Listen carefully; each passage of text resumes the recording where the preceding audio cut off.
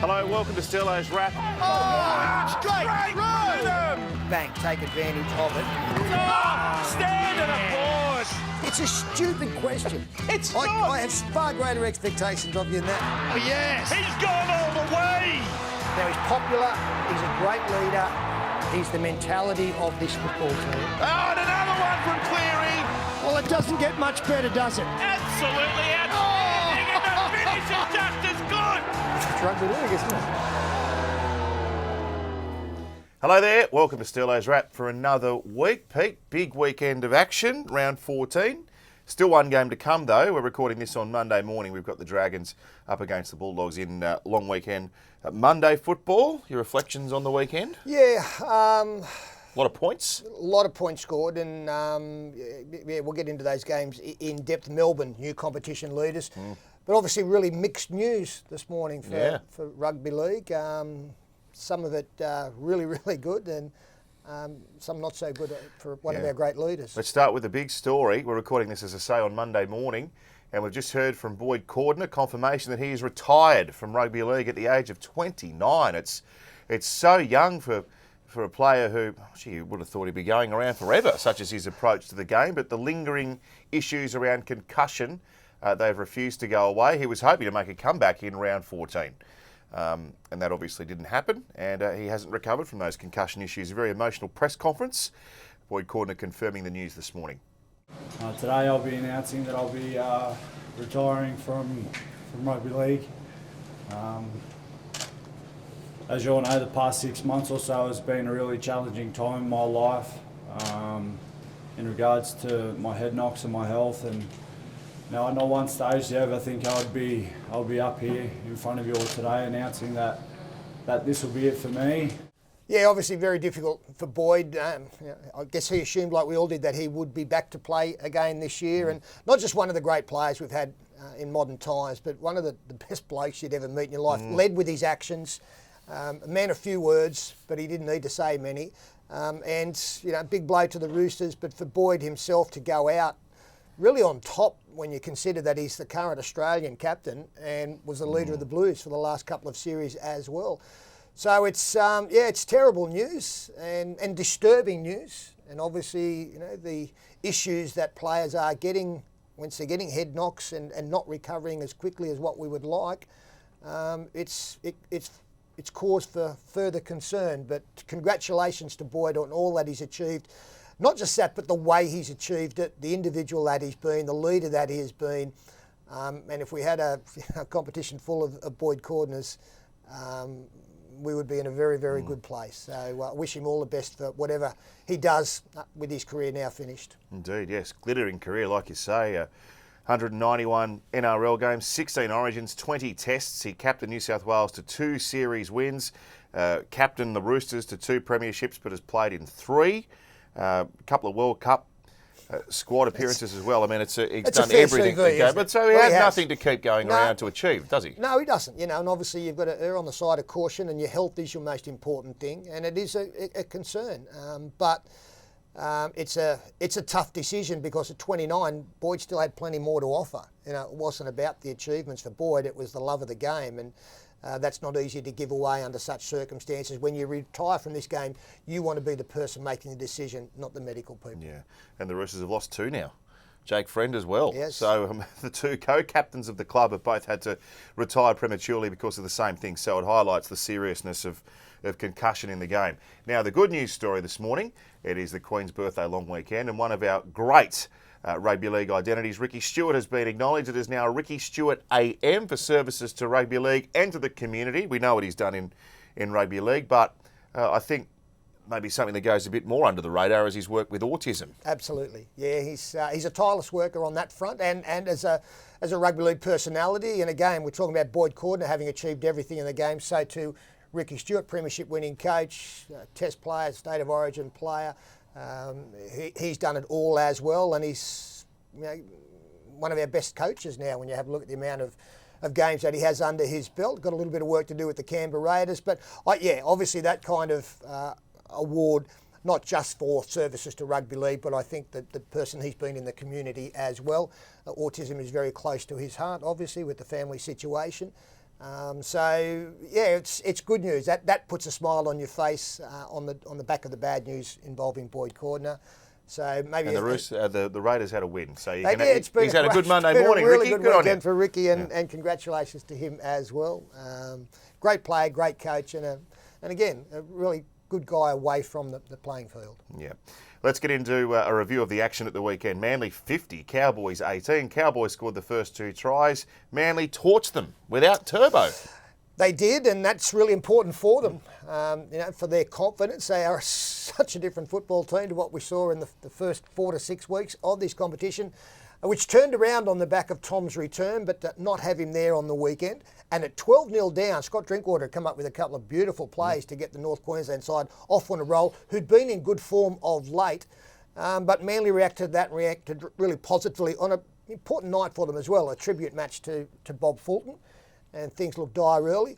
But I really liked the performance of Lachlan Croker, because at the beginning of the season, the Manly Seagulls made decisions to let Danny Levi go and to put faith that Manasi Fainu's legal problems would be out of the way. But this man here, Lachlan Croker, who didn't start particularly well, but has really blossomed into the number 9 role, had a distinct influence on this game. Your number 9 needs to get it right because they handle the football more than anybody else in the side. They've tried Cade Cuss there. They couldn't quite find the right formula, but with Lachlan Croker, they're growing in confidence every week. The Manly side now has 1, 6, 7 and 9 well covered, with the return of Turbo, with Croker playing good football, and the experienced halves pairing of Foran and Cherry Evans. Indeed. Good win for Parramatta. Sunday footy at Bank West. Over 20,000 people there. It was an excellent atmosphere. And it was a back-to-back win for Parramatta after a little blip on the radar, 40 points to 12. The big change in the last fortnight has been Blake Ferguson gone. Hayes Dunster in. Obviously creates a lot of headlines when you drop someone of Blake Ferguson standing in the game, but defensively it's worked. That was the concern. It has been for a long, long time now, and I've loved what I've seen from Hayes Dunster. I thought a couple of youngsters in this game were actually the stars for Parramatta, but this young man has come in under a lot of pressure because, as you say, you're replacing a seasoned veteran, but also into a situation where they've really struggled. But you can see the decisions made here, the composure that Hayes shows in either coming up or staying out and getting the decision right. Now, in the second half, he actually showed the sideline to the opposition on a number of occasions, the illusion that the West Tigers could play around them, but he closed that down. So he's got a really good awareness of the way it works. He's a good runner of the football. He was safe under the high ball. The first couple of kicks went his way. So, he's making it very, very difficult for Brad Arthur not to persevere with Hayes, because the areas that they needed to address, they have done, and his presence has been a big part of that. The other guy I want to give a rap to is Joey Lussick, who comes in. Reid Marnie, fortunately only on the sidelines for a shorter period than we were fearing. But this young man comes out, and have a look at the service here. The most important thing for your dummy half, especially a new dummy half, is to get the ball in the right place, and that's in front of your receiver. And all of those clips, because the pass is so well delivered from dummy half, where your whole attack starts, it gives the players on the outside that little bit of space. And that was a really important try just before half-time. Now, Parramatta had all the football, all the field position. They needed more points than they had on the board. And Lussick scoring that try was reward for what they'd done.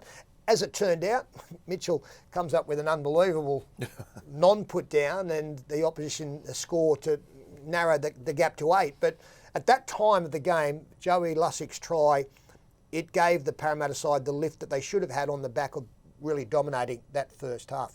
Got a good record over the West Tigers. That's seven straight wins now. And, when you have a look at the inconsistency that we associate with the West Tigers, I find it remarkable. They haven't won 3 straight games since between round 6 and 8 back in 2018. That's a long, long time ago. Michael Maguire's never won 3 straight with them. No, Could you imagine how he's going? Well, exactly. So but it's a big. The scoreline's a big blow for the Tigers, because we were saying there in commentary yesterday, they look like they've found a bit of resolve and consistency, and that theory's just been blown out of the water. Well, there wasn't enough resolve there when they lost the player in the bin. Yeah. And Parramatta, I've got to say, if there was a negative to their side, it was the ill discipline that they showed with so many players on report. There may be some ramifications coming out of that for the match against the Bulldogs next week. But also in that 10-minute period, you've got to go into games almost expecting now that you may have to defend with a player short. And there were 2 occasions Parramatta threw the ball over the sideline and put a kick through. Neither of them, on the last tackle. Most important thing you've got to do is keep the football away from the opposition when you're down to 12 men. You don't come up with those kind of plays. So I think Brad Arthur would be disappointed with that. Would love the scoreline. Would love the fact that going into a free weekend in a couple of weeks and the bye not long after that, they are very well placed. This was the game where if they have lost, they could have been down to 5th, but by winning it, they remain in the top 4. Friday night footy was a cracker. Sharks 19, Panthers 18. It was 18-0 to Cronulla at half-time. The Panthers got back to 18-0. If Crichton had to kick the conversion, they'd have won. But it just looked like, for all money, Penrith are going to run over the top of them. And Sean Johnson kicks the ugliest field goal of the season to win the game for the Sharks. Now, Pete, with all the talk about playmakers moving around the place, he's 30 years old, Sean Johnson. I know he's had some injury issues in the last couple of years, but if you look at his form from halfway through last season, probably even a bit earlier than that, very good, till now, he nearly snatched the Dally M. He was going that well. He's sure, so a club has got to pick him up. He'll get picked up. I have no doubt about that. He did come out on the weekend and say, look, I'm not asking for 900,000. If you get Sean Johnson at the right price, he's a wonderful buy. He's been a class player for a long, long time. There's been criticism that he hasn't helped the club get to a premiership and win one, and maybe his form has dipped at times. But he's got some mates though in that Cronulla side who haven't aimed up consistently. Yeah, exactly. And you look at his, the fact that he is 30 years of age, and he comes off an Achilles problem as well. So he's not going to be the Sean Johnson he was when he was a 21-year-old, but he still offers so much. He's a good citizen, knows the game intimately. I'm a fan, and I think, as I say, at the right price, if you need a halfback who can play a lot of different roles, then Sean Johnson is your man. He will get picked up. Not just the field goal he scored on the weekend, but he's the man who put them in the position to actually kick the field goal by creating down that right-hand side, the dummy getting through, finds Connor Tracy, on his outside, and then a couple of rucks later, he gets in the position to absolutely nail this one. He knew exactly what was going on down that bottom right-hand corner of the upright. So it wasn't just the fact that he iced it with the kick, but he was the man that initiated the movement to get them in a position to win that game. The Panthers. Sorry to interrupt. Do you think there's some similarities between Johnson and Benji Marshall in that the explosive, dynamic part of the game mightn't be there? Yeah, that's a good point. But the game smarts and the ability to put players away and the experience in the kicking game. I mean, his kicking game, close kicking game was exceptional. Yeah. And as I say, they're good people to have in your camp. They're no problems. They're not. You don't have to be concerned about them. So I think it's a nice analogy, the two there. And I've got no doubt that Sean Johnson will be picked up, and whatever contract he gets, I think he'll give good value for money, as I say, if you're getting him at the right price. Thought the Panthers did a good job second half there. 18-0 down, they'd been outplayed in the first 40 minutes. Obviously, with so many players missing, and especially the normal 6 and 7, they didn't have the rhythm and the fluency that we normally see. But they modified their game. They played much straighter, went through the middle a little bit more. And as you point out, it was a game that they probably could have won. But in the end, the Cronulla side, who've showed some good form of late, win a game that they may look back on as being possibly one that got them into finals football. Just a quick one too on the Panthers. They'll obviously get their Origin players back for the big clash Friday against the Roosters. Is it as simple now as just putting those players back in and they just resume normal transmission, or is there a bit more to it than that? Well, they resume it better. They come back more confident players. So you're saying there's nothing to worry about in terms of Penrith? No. And Ivan Cleary's come out and said that whilst they might lose games at this stage of the season, it's about game management or player management. So the short-term pain will be the long-term gain. That by managing this period with the abundance of rep players that he has, that the fruit will be born later in the season, where they've managed this Origin period. It's not just physically demanding; it's mentally demanding as well. So you've got a good coach will recognise how to get his players through that. And Ivan Cleary, I don't think he's too concerned they've lost 2 on the trot now. Don't want to lose too many more. No. But they'll be better for it down the track.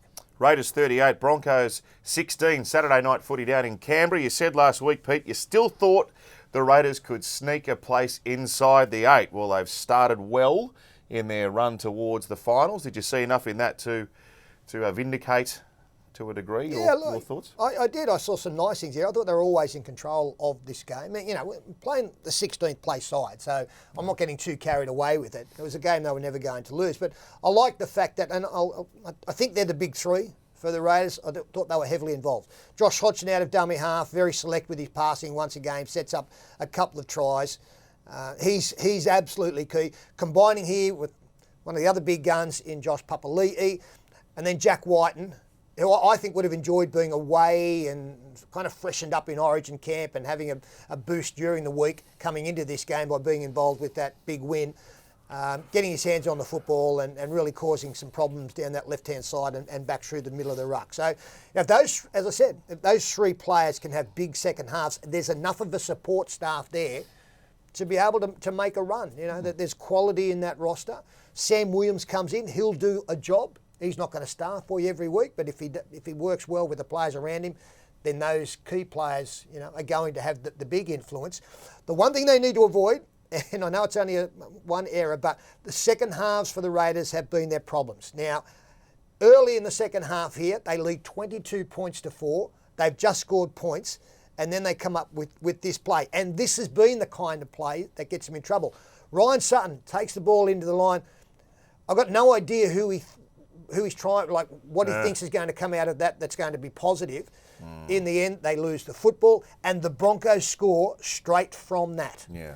So that's the kind of things that they need to eradicate from the game. When you score points, you've got get to your next kick.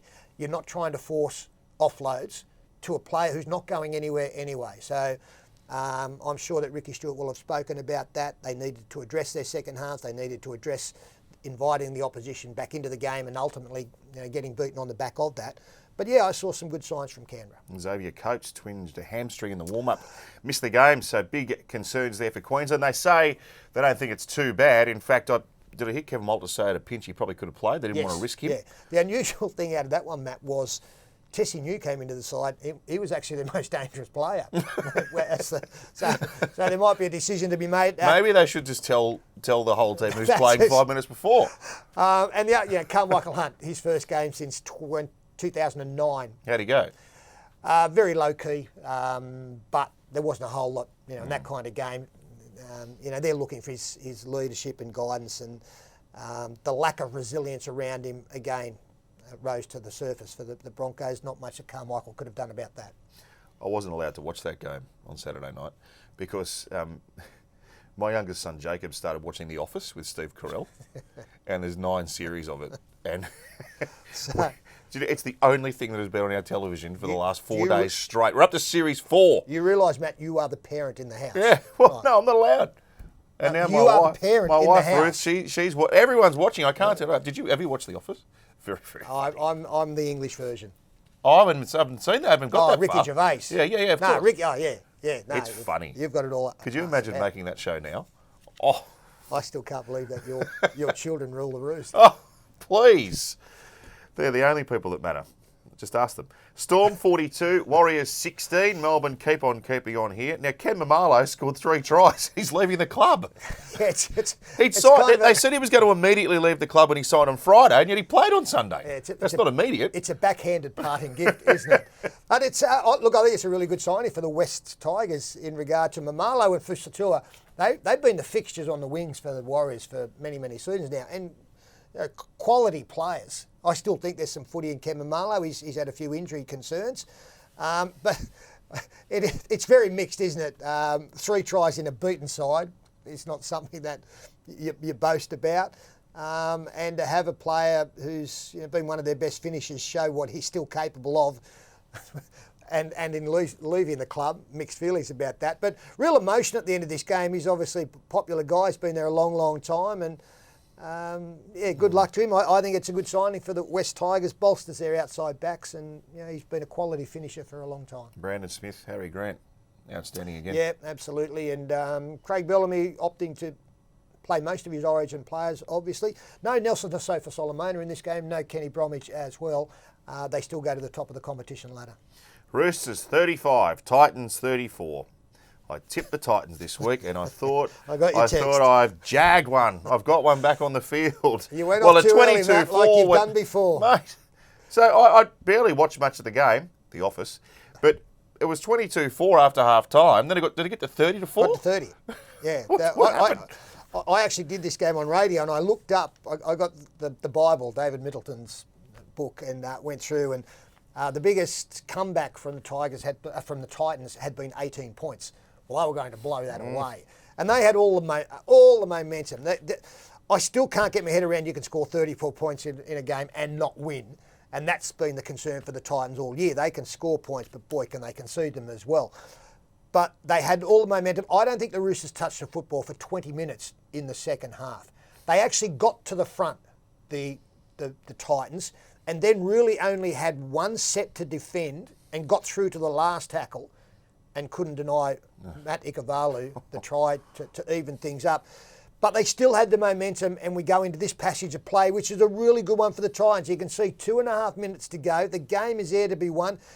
Jared Wallace comes in with a super run through the middle, and it's backed up. Tyrone Peachy, who was really busy in the second half, gets into dummy half. They make some more ground, getting into good position.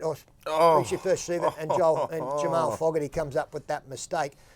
So they don't get in a position to win it, but the Roosters, like the good sides do, charge downfield. And Sam Walker, who'd left the field earlier with what looked to be that nasty shoulder complaint, gets in position, takes on the responsibility, and just goes bang to win the game. There's the difference between your top sides and your sides who just struggle to find a way to win even when they are in the ascendancy.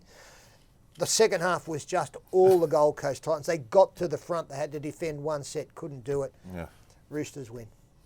The Titans fans are becoming more like Tigers fans, aren't they, with their frustration? Well, again, hard. I was asked on radio with a couple of minutes to go, who wins? And I said, well, the Roosters win because I know what to expect from them and I can't trust the Titans.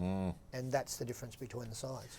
South Sydney 24, Newcastle 10. The other game, the Knights very brave. Once more, they're struggling for troops, but South's got the job done. Yeah, Adam O'Brien after this game made the point that they will be bolstered. They've got Mitchell Pearce back very, very soon. Kalen Ponga not far away. Heimel Hunt as well. David Clemmer back. So, you've just seen the class that they lose when they are not there. Against Parramatta, they were never going to be good enough. And again on the weekend, they should be a different side with those players coming back, but still a lot of work to do.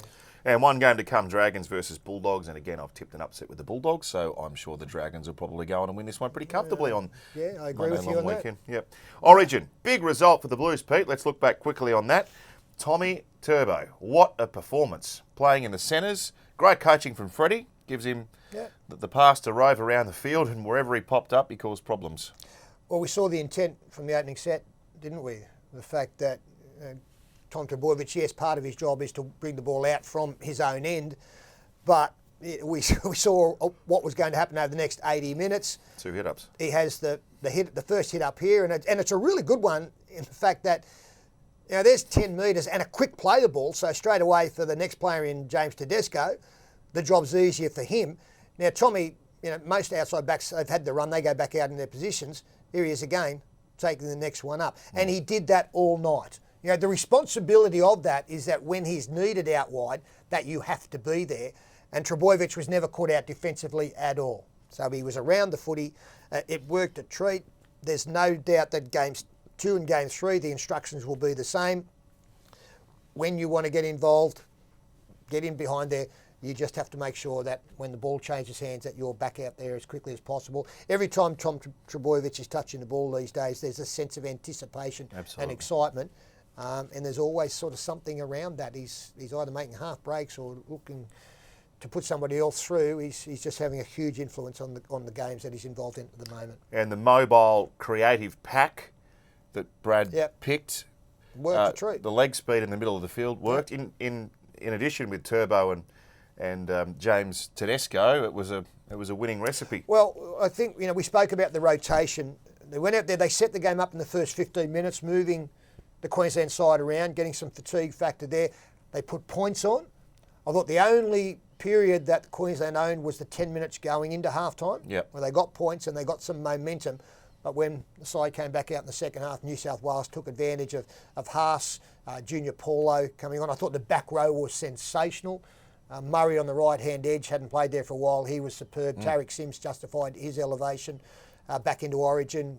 Isaiah Yeo was fantastic. Everybody contributed. But to me, the feature of this game, and you may have seen it before, but this defensive effort at 50 points to 6 with 3.5 minutes to go. Coates looks like he's going to score. Mitchell gets him. Then Dane Gagai seems certain to score, and Isaiah Yeo comes across. There are 5 bodies there.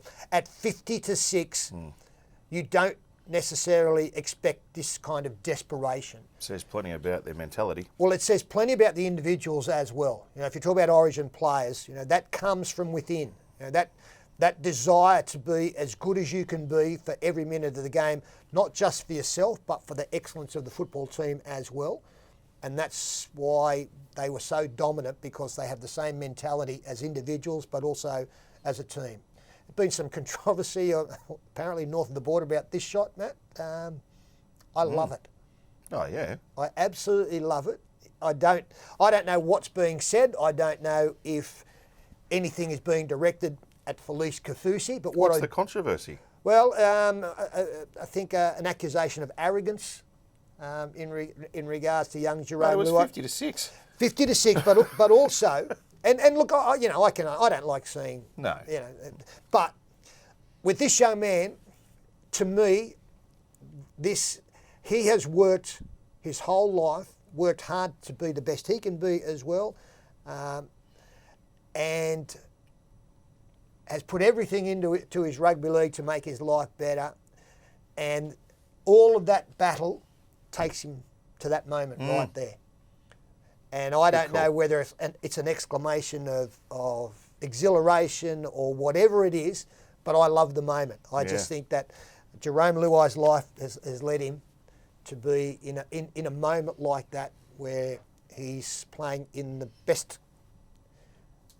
best level of rugby league that it's a triumphant kind of. It's a bit of a triumphant. And he was superb.